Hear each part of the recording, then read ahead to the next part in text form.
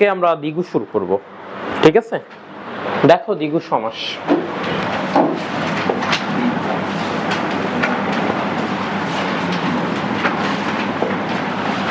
প্রথমে দেখো আমরা দ্বিগু সমাসের বৈশিষ্ট্য বা দ্বিগু সমাস চেনার উপায়টা একটু দেখব।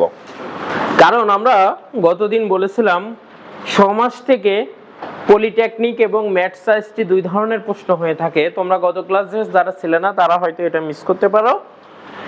একটা হচ্ছে সমস্ত পদ দেয়া থাকে, এটা কোন সমাস জানতে চাওয়া হয় এমসিকিউতে। আরেকটা হচ্ছে সমস্ত পদ দেয়া থাকে, সেইটার ব্যাস বাক্য নির্ণয় করতে বলে। বিগত দিনে আমরা যত অ্যাডমিশন পরীক্ষা দেখেছি ম্যাথস সায়েন্সে এবং পলিটেকনিকে, সেখানে দেখেছি সমাস থেকে এই দুই ধরনের প্রশ্ন হয়। তাহলে পরে প্রথমত আমাকে সমস্ত পদ দেখে আমাকে চিনতে হবে এটা কোন সমাস, তারপরে আমাকে জানতে হবে এটা কিভাবে ব্যাস বাক্য নির্ণয় করতে হয়। প্রশ্নটা তো আমার এই দুই ধরনেরই হয়ে থাকে, তাই না? একটু ভালো করে খেয়াল করো। দ্বিগু সমাস চেনার জন্য যে বৈশিষ্ট্যগুলো আমরা লক্ষ্য করব সেটা হচ্ছে, খুব ভালোভাবে একটু খেয়াল করবা, সংখ্যা বাচক প্লাস মূল পদ।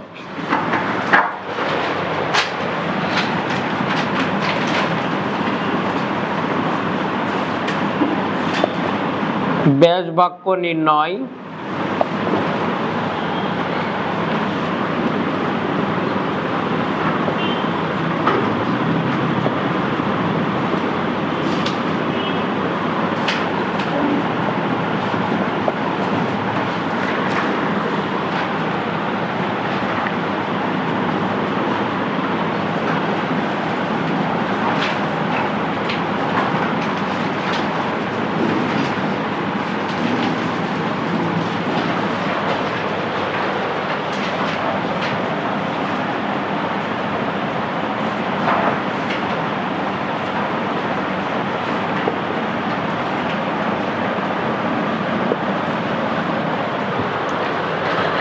একটু লেখো লেখো।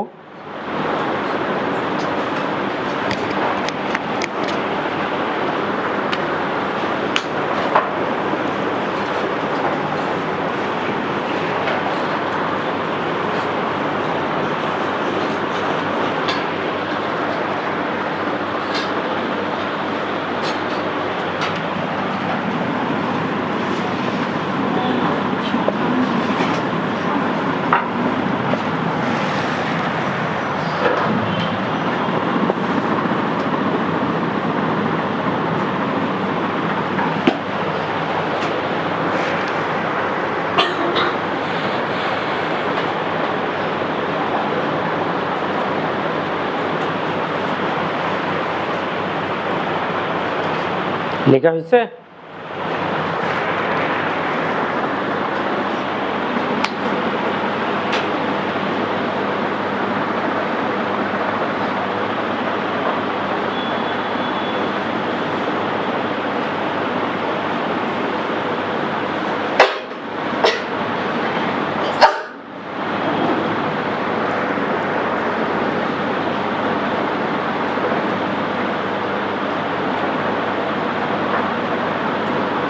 হয়েছে?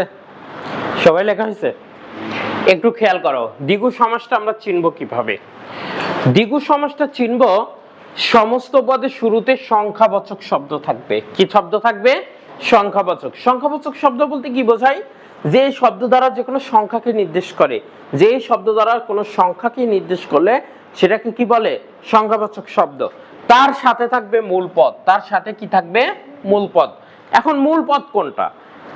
সমস্ত পদ থেকে সংখ্যাবাচক শব্দটা বাদ দেওয়ার পরে যে অংশটা বেঁচে থাকবে সেটা হচ্ছে মূল পদ। সংখ্যাবাচক শব্দটা বাদ দেওয়ার পরে যে অংশটা বেঁচে থাকবে সেটা কি পদ? মূল পদ। এখানে একটু ভালো করে খেয়াল করো, আমি একটা এক্সাম্পল লিখছি, চৌরাস্তা। দেখো এটা একটা সমস্ত পদ। এটা কি পদ? সমস্ত পদ। কেন এটা সমস্ত পদ বলো তো? চৌ আছে তাই। দুটো পদের মাঝে কি থাকবে না? ফাঁকা থাকবে না, যদি ফাঁকা থাকে তাহলে হাইফেন থাকবে। তাহলে এই চৌ আর রাস্তার মাঝে কি কোনো ফাঁকা আছে? তাহলে এটা কি সমস্ত পদ আমরা বলতে পারি না? আচ্ছা, এটা সমস্ত পদ। এই সমস্ত পদের শুরুতে দেখো চৌ আছে, চৌ মানে 4, চৌ মানে কত? 4, তাহলে এটা অবশ্যই সংখ্যাবাচক শব্দ। তারপরে দেখো এটা বাদ দেওয়ার পরে রাস্তা রয়েছে, এটা হচ্ছে কি পদ? মূল পদ। তাহলে সংখ্যাবাচক শব্দ প্লাস মূল পদ হচ্ছে, তাহলে এটা কি আমি নিয়ম অনুযায়ী এটাকে আমি দ্বিগু সমাস বলতে পারি? আচ্ছা, তারপরে ত্রিফলা, ত্রি মানে কত? 3, তাহলে এটা দ্বারা কি সংখ্যাকে নির্দেশ করছে না? তাহলে পারে এটা হচ্ছে সংখ্যাবাচক শব্দ। তারপরে ফলা, ফলা মানে ফলকে বোঝাচ্ছে। কাকে বোঝাচ্ছে? ফলকে বোঝাচ্ছে। তাহলে পরে আমরা কি দেখলাম যে এইটা সংখ্যাবাচক শব্দ, আবার এটা মূল পদ। তাহলে এটা কি আমরা দ্বিগু সমাস বলতে পারি না? পারি তো? আচ্ছা, যদি দ্বিগু সমাস বলতে পারি তাহলে এবার আমরা ব্যাস বাক্যর দিকে যাব। দেখো ব্যাস বাক্য নির্ণয়ের নিয়ম আমি এখানে লিখে দিয়েছি।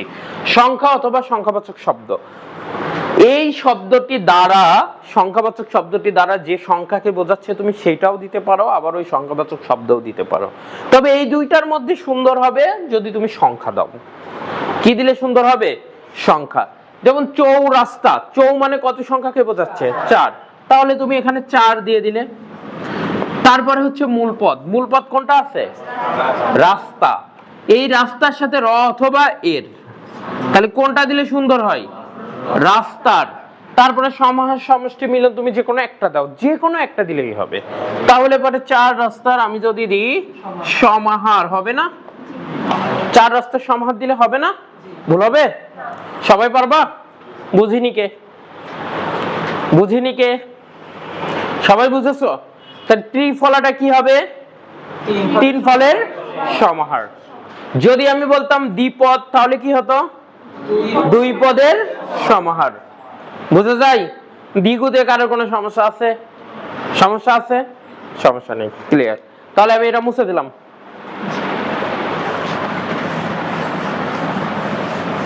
আমি যেটা লিখবো, হ্যাঁ, তোমরা লিখে ফেলবা।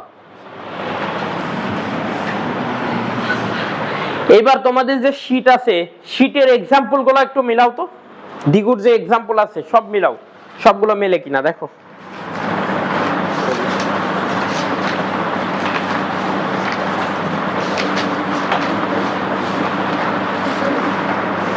দ্বিগুর এক্সাম্পল মিলাও।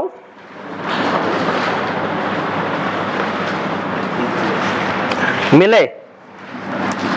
সবই মেলে? হ্যাঁ, তে পান্তর, পান্তর বলতে একটা হচ্ছে মূল পদ। এ দেখো তে মানে 3, 3 পান্তের সমান। এই যে ব্র্যাকেটে 3 দিয়ে দিয়েছে মানে তোমার বুঝে হইছে। বুঝেছো? ক্লিয়ার? কি সপ্তাহ? হ্যাঁ, সপ্তাহ, অহ মানে দিন। ক্লিয়ার? এই আমি যে নিয়মটা করালাম এই নিয়মে দ্বিগুই কারোর কোনো সমস্যা থাকলে বলো। নেই? এক্সাম্পল মিলায়ে মিলায়ে, টোটাল এক্সাম্পল কিন্তু আমি শীট থেকে মিলাই দিচ্ছি। বাসায় যে তোমাদের কাজ হচ্ছে পড়া আর হচ্ছে প্র্যাকটিস করা। যদি আমি যতই মিলাই দিয়া যতই বুঝাই দিই, তুমি এখানে যতই বোঝো, বাসায় যে যদি না পড়ো তাহলে পরে মনে থাকবে? 2-3 দিন না হয় মনে থাকবে, কিন্তু এটা বাসায় যে প্র্যাকটিস করলে আর কোনো সমস্যা হবে না। আচ্ছা, তাহলে আমাদের দ্বিগু শেষ। আমরা কর্মধারাই করেছিলাম না? কর্মধারাই। দেখো কর্মধারায় সমাসটা একটু ভালো করে খেয়াল করব। কর্মধারায় সমাসের কাজ হচ্ছে তুলনা করা। কি করা? তুলনা করা। প্রথমেই আমরা কর্মধারায় আগে কথাগুলো ভালো করে শোনো। কর্মধারায় সমাসের কাজ হচ্ছে তুলনা করা। কার তুলনা করা? একটি পদ আর একটি পদের সাথে তুলনা করা। ঠিক আছে? একটি পদ আর একটি পদের সাথে কি করবে? তুলনা করবে। এই টোটাল কর্মধারায় সমাস হচ্ছে 5 প্রকার। কয় প্রকার? 5 প্রকার। আমরা খুব ভালোভাবে দেখব। ঠিক আছে? এই 5 প্রকারের মধ্যে প্রথমে রয়েছে সাধারণ কর্মধারায় সমাস, তারপরে রয়েছে মধ্যপদলোপী কর্মধারায় সমাস, তারপরে রয়েছে কি উপমান কর্মধারায় সমাস, তারপরে রয়েছে কি কর্মধারায় সমাস? উপমিত কর্মধারায় সমাস, তাই না? আচ্ছা, তারপরে রয়েছে রূপক কর্মধারায় সমাস। কিন্তু আমরা শেখার সুবিধার্থে আগে উপমান উপমিতা রূপকটা করে নিব, তারপরে মধ্যপদলোপী, তারপরে সাধারণটা করব। এইভাবে শিখলে কি হবে? আমাদের চেনাটা সহজ হবে। চেনাটা কি হবে? সহজ হবে। প্রথমে আমরা চলে যাই উপমান কর্মধারায় সমাস। উপমান কর্মধারয় সমাস। একটু ভালো করে খেয়াল করবা উপমান কর্মধারয় সমাসটা, ঠিক আছে? উপমান কর্মধারয় সমাসটা আমরা চিনব কিভাবে, বৈশিষ্ট্যটা একটু ভালো করে দেখো। প্রথমে হচ্ছে বিশেষ্য প্লাস বিশেষণ, 2 নম্বর হচ্ছে সত্য ঘটনা। লিখে ফেলো, হ্যাঁ? ব্যাস বাক্য নিন, আমি সংক্ষেপে লিখলাম। এই ব্যয় মানে কি? ব্যাস বাক্য, আর নি মানে নির্ণয়। সংক্ষেপে লিখলাম, বুঝছো না? আচ্ছা, প্রথম পদ প্লাস ন্যায় অথবা মত প্লাস দ্বিতীয় পদ।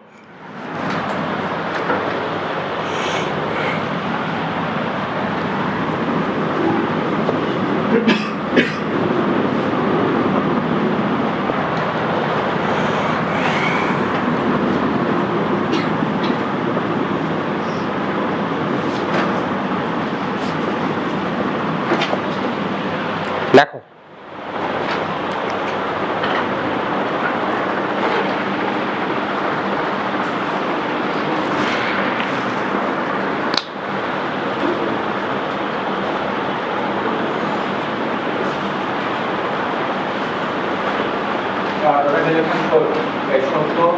ঘটনা।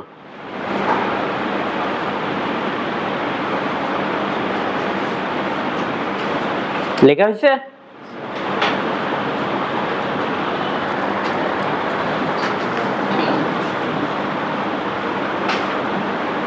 এই তোমার লেখা হয়েছে?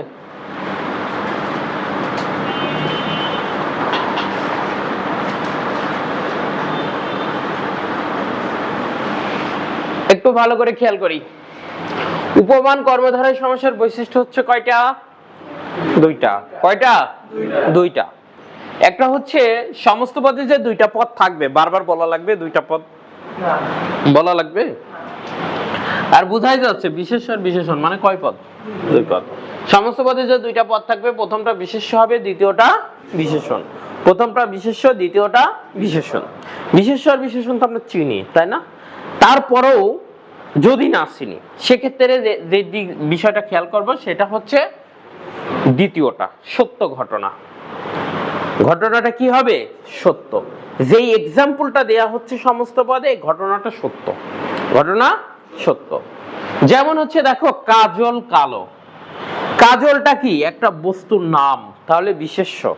কালোটা হচ্ছে ওই কাজলের বৈশিষ্ট্য বোঝাচ্ছে, গুণ প্রকাশ করতেছে, তাহলে এটা বিশেষণ। তাহলে বিশেষ্য আর বিশেষণ হয়েছে। আচ্ছা, এবং কাজল তো কালোই হয়, এটা তো সত্য ঘটনা। এটা সত্য ঘটনা না? আচ্ছা, তারপরে হচ্ছে মধু মিষ্টি। এখানে মধু কি? এখানে মধুটা বিশেষ্য, নাম। মিষ্টিটা কি? বিশেষণ। এই মধুর গুণকে বোঝাচ্ছে, তাহলে বিশেষ্য প্লাস কি বিশেষণ হয়েছে না? তারপরে আর একটা জিনিস আমরা খেয়াল করব, সেটা হচ্ছে মধু তো মিষ্টিই হয়। ঘটনা কি সত্য না মিথ্যা? সত্য, তাই না? টক মধু কি খেয়েছো তোমরা কখনো? তিতা মধু খাওনি, তাহলে তো মধু তো মিষ্টি, তাই না? আচ্ছা, তাহলে ঘটনা সত্য। এখন ব্যাস বাক্য কিভাবে নির্ণয় করব? ব্যাস বাক্য নির্ণয়ের ক্ষেত্রে প্রথম পদ প্লাস ন্যায় অথবা মত প্লাস দ্বিতীয় পদ। এখন কাজল আর কালোর মধ্যে প্রথম পদ কোনটা? কাজল। তাহলে কাজলের ন্যায় অথবা মত যে কোনো একটা দিলাম, মত দিলাম। তারপরে দ্বিতীয় পদ কোনটা বলো তো? কালো। তারপরে মধু মিষ্টিটা কি? মধুর মতো মিষ্টি। এটা খুবই সহজ, তাই না? তাহলে কি উপমান কর্মধারয় সমাস হয়েছে? হয়েছে। এক্সাম্পল যা আছে আমি আগে টোটাল কর্মধারয় করাই, তারপরে এক্সাম্পল মিলাই দিই, ঠিক আছে? তাহলে আমাদের সময় বাঁচবে। তাহলে কি মুছে দেব? বুঝিনি কে? এই বুঝিনি কে? সবাই বুঝেছো? বাহ, গুড। তোমরা তো সবাই ভালো স্টুডেন্ট দেখছি। এবার আমরা দেখব উপমিত কর্মধারয় সমাস। কি দেখব? উপমিত কর্মধারয় সমাস। উপমিত কর্মধারয় সমাসের বৈশিষ্ট্যটা কি আমরা একটু ভালো করে লক্ষ্য করি। 1 নম্বর,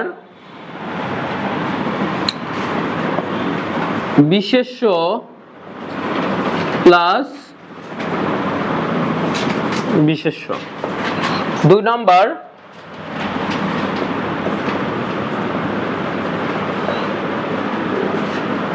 মিথ্যা ঘটনা। ব্যাস বাক্য নির্ণয় নিয়ম।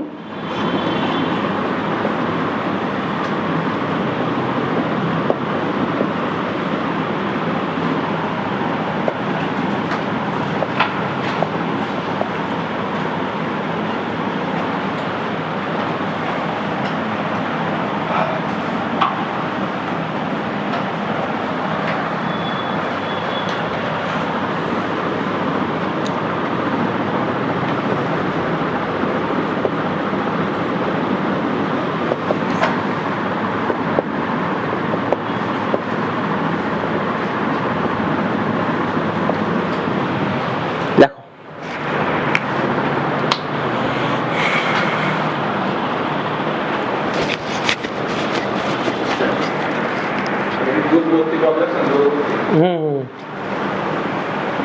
আমার লেখা একটু খারাপ তো বুঝতে মনে হয় কষ্ট হচ্ছে।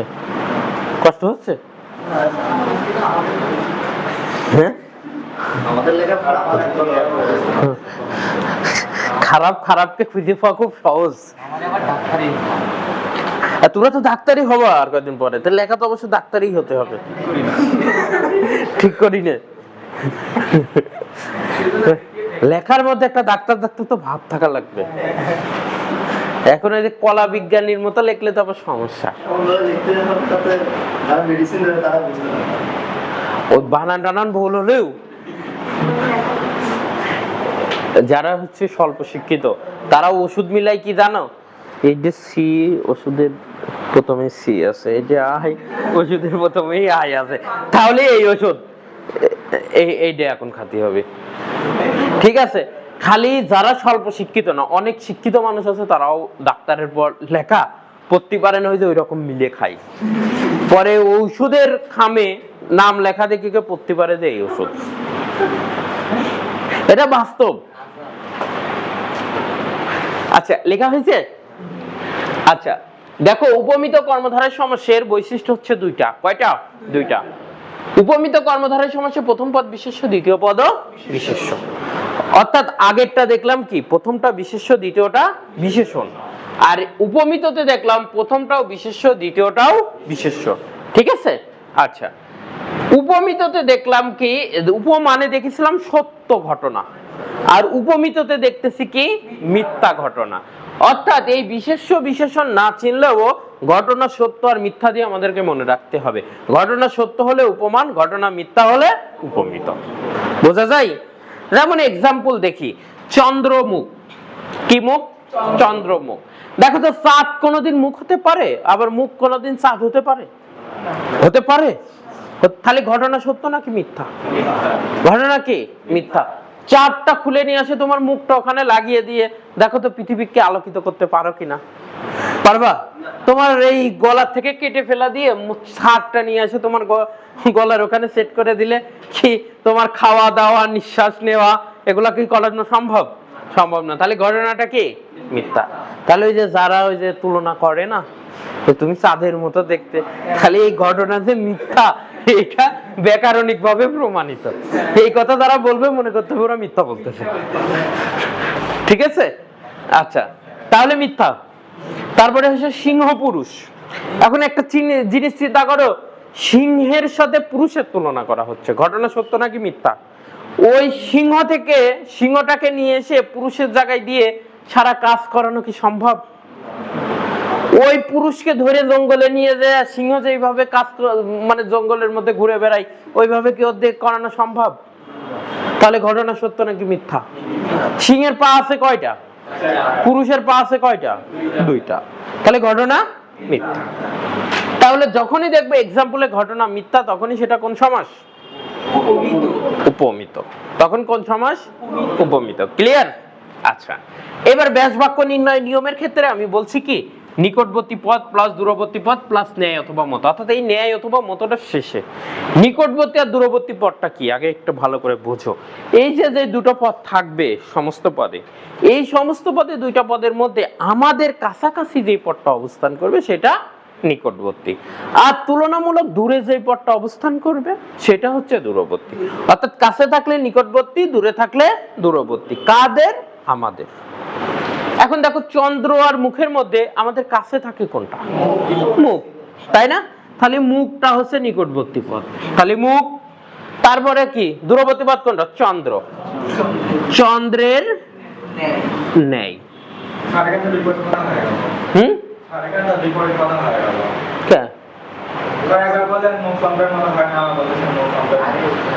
মুখ চন্দ্রের ন্যায়, এটা জাস্ট তোমাকে মনে রাখানোর জন্য, আর আসলেই তো হয় না, হয় নাকি? এটা তোমার ব্যাস বাক্য, ব্যাস বাক্য। তুমি ওইটা আবার যদি বাস্তব জীবনে অ্যাপ্লাই করতে যাও তাহলে বি করা লাগবে, বি করলেও হবে না। আচ্ছা, তারপরে একটু খেয়াল করো, সিংহ পুরুষের মধ্যে আমাদের কাছে থাকে কোনটা? সিংহ না পুরুষ? পুরুষ। তাহলে লিখলাম কি পুরুষ সিংহের নাই। ক্লিয়ার? এইবার আবার অনেকেই মনে রাখতে করতে পারে ওর মতো, আমি ওর কথাটা আসতাম যে বিপরীত, যে আগেরটা পরে পরেরটা আগে, তাই না? যে চন্দ্র আগে ছিল পরে গেছে, মুখ পরে ছিল আগে আইছে, এরকম দিলেই তো হয়ে যাচ্ছে। এটা আবার নিকটবর্তী দূরবর্তী মনে রাখতে হবে কিসের জন্য? আসলে বিষয়টা এমন না, নিয়ম এইটাই, নিকটবর্তী আর দূরবর্তী। ঠিক আছে? দেখা যাচ্ছে এমন একটা পদ তোমার সামনে চলে এসেছে যেটা আগেরটাই আগে থেকে যাচ্ছে। যেমন একটা এক্সাম্পল দিই, যেমন হচ্ছে দন্ত সুস, দন্ত সুস। এখন একটা জিনিস খেয়াল করো, দন্ত মানে কি? দাঁত, আর সুস মানে কি? যেটাকে আমরা গ্রামের ভাষায় সুই বলি। এখন দেখো তো দুইটাই কিন্তু বিশেষ্য, এখানে দাঁতের সাথে সুসের তুলনা করা হচ্ছে। দাঁতের সাথে সুসের তুলনা, এটা কি কখনো সম্ভব? কখনো সম্ভব? মানে তোমার দাঁত খুলে নিয়ে ওখানে সুস লাগাই দিলে তুমি কি খাইতে পারবা? খাইতে পারবা? কাজ হবে? দাঁতের কাজ হবে? হবে না। আবার সুসের কাজ হচ্ছে সেলাই করা। ধরো তোমার হচ্ছে দাঁত যত সুসারুই হোক না কেন, যত চিকুনি হোক না কেন, তোমার সুস পাচ্ছ না, তাই দাঁত খুলে নিয়ে সুসের কাজে করতে গেলে, সেলাই করতে গেলে সেলাই হবে? হবে না। তাহলে ঘটনা কি? মিথ্যা তো, মিথ্যা। আচ্ছা, ঘটনা যখন মিথ্যা তাহলে এটা কোন সমাস? উপমিত। ব্যাস বাক্য বলছি নিকটবর্তী দূরবর্তী। এই দন্ত আর সুসের মধ্যে নিকটবর্তী কোনটা? দন্ত। তাহলে আগেরটাই এবার আগে থেকে যাচ্ছে, তাই না? তাহলে নিয়ম এইটা মনে রাখতে হবে। এর থেকে আবার শর্টকাট করে আগেরটা পরে আর পরেরটা আগে এমন মনে রাখলে কিন্তু বিশাল সমস্যা। ঠিক আছে? তাহলে হবে কি বলো তো? দন্ত সুসের ন্যায়। যদিও ওই যে এরকম খুব কম পাওয়া যায় এক্সাম্পল, তারপরেও আমরা জেনে রাখবো। দেখা যাচ্ছে কম পাওয়া যায়, কমটাই এসে গেছে তখন। আচ্ছা, তাহলে ক্লিয়ার উপমিত? আচ্ছা, মুছে দিলাম।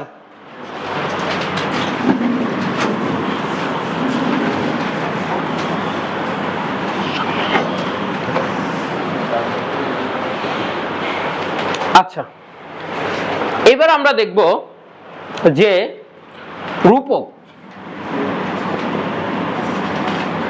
রূপক কর্মধারয় সমাস খুব ভালো করে খেয়াল করবা।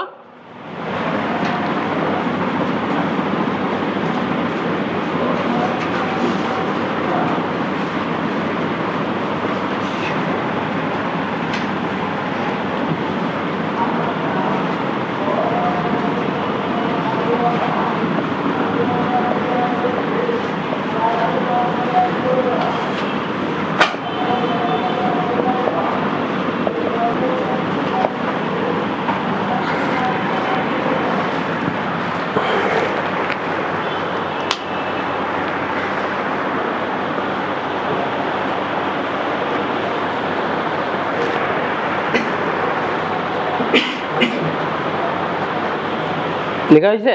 এক্সাম্পল দেওয়া হয়নি।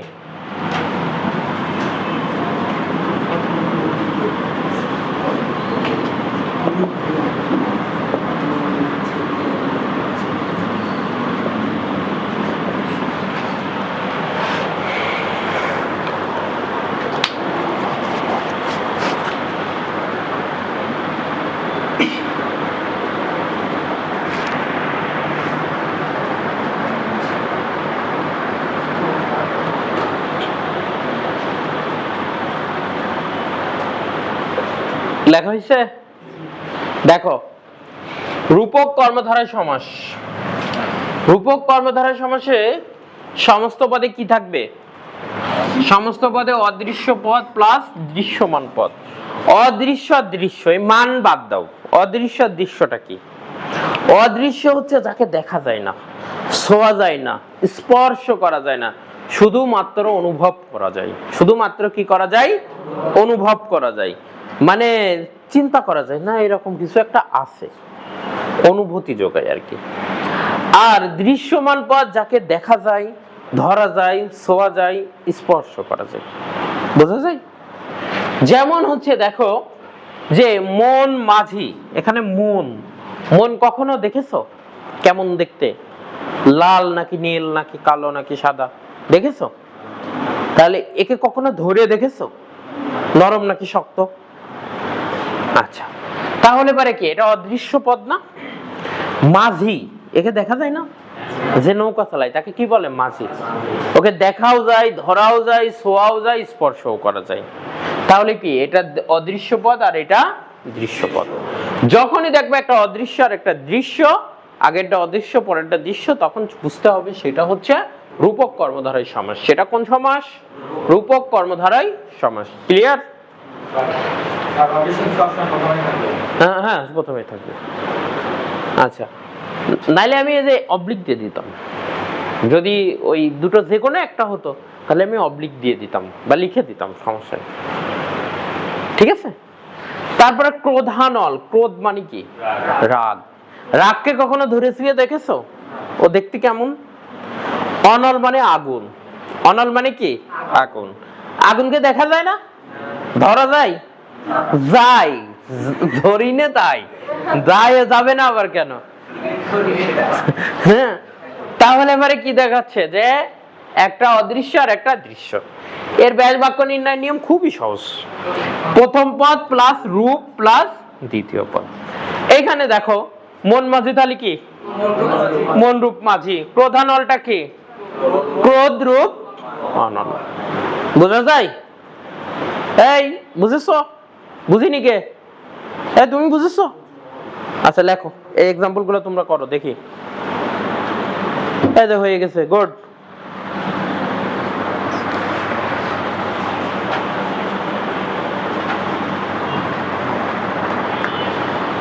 হয়নি কার? বুঝিনি কে? শোনো, না বুঝলে 1000 বার প্রশ্ন করো, সমস্যা নেই।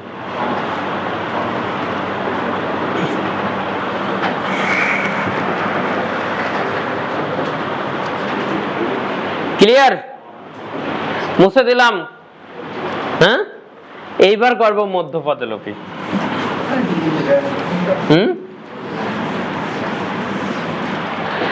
মধ্যপদলোপীটা এইবার একটু ইউনিক একটা সমাস।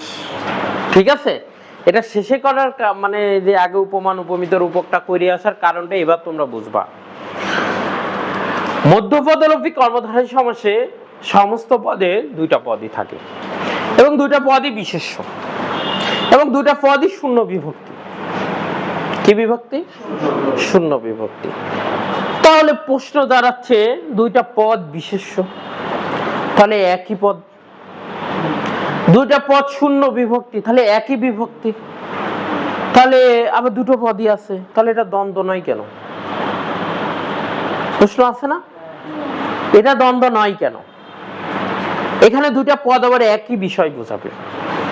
আমি লিখে দিচ্ছি, জাস্ট তোমাদের মাথায় একটু ঢোকানোর চেষ্টা করতেছে আগে। এখানে মধ্যপদলোপী কর্মধারয় সমাসে দুইটা পদই একই বিষয় বোঝাবে, আর দ্বন্দ্বর ক্ষেত্রে দুইটা পদ আলাদা আলাদা বিষয় বোঝাবে। ভালো করে আগে লেখো।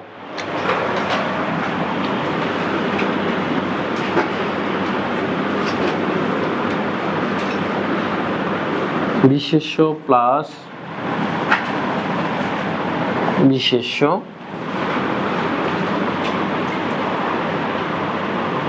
বিভক্তিটা লিখলাম না, ও তো বললামই, ঠিক আছে।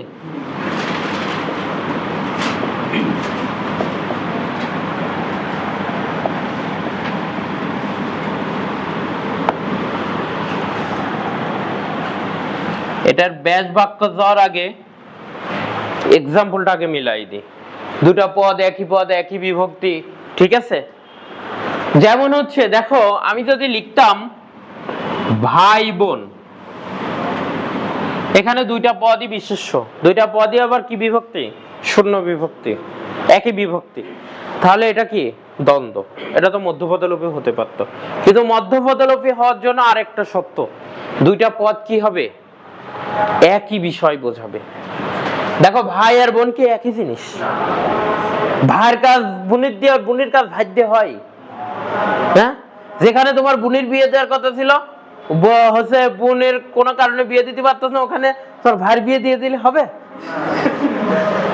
হবে? হবে না। তাহলে দুটো জিনিস কি এক?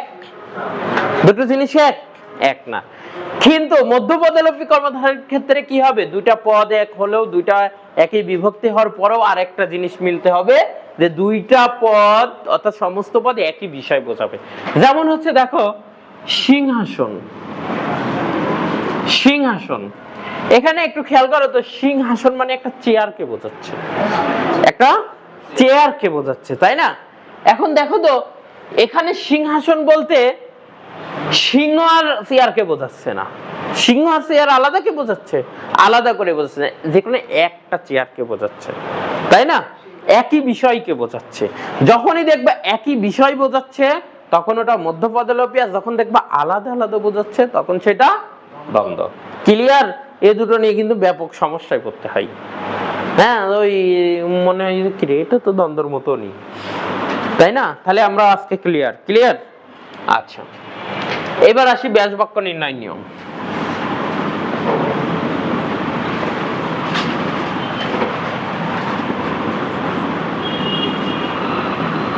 প্রথম পদ প্লাস আগত পদ প্লাস দ্বিতীয়,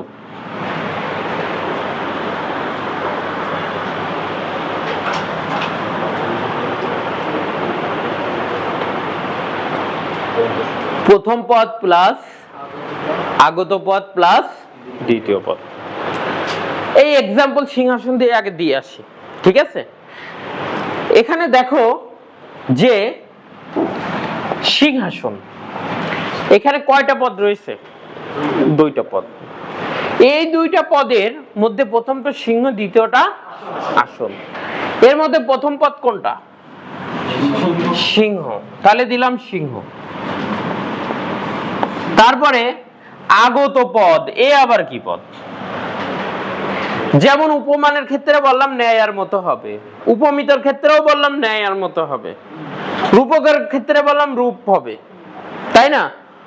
দ্বিগুর ক্ষেত্রে বললাম সমাস সমষ্টি মিলনে তিনটার একটা হবে, দ্বন্দ্বই বললাম ও এবং আর হবে।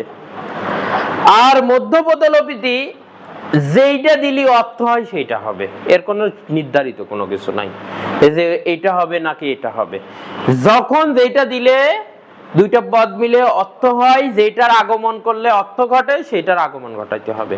এই জন্য বলা হচ্ছে এটা না আগত পদ। এটা কি পদ? আগত পদ।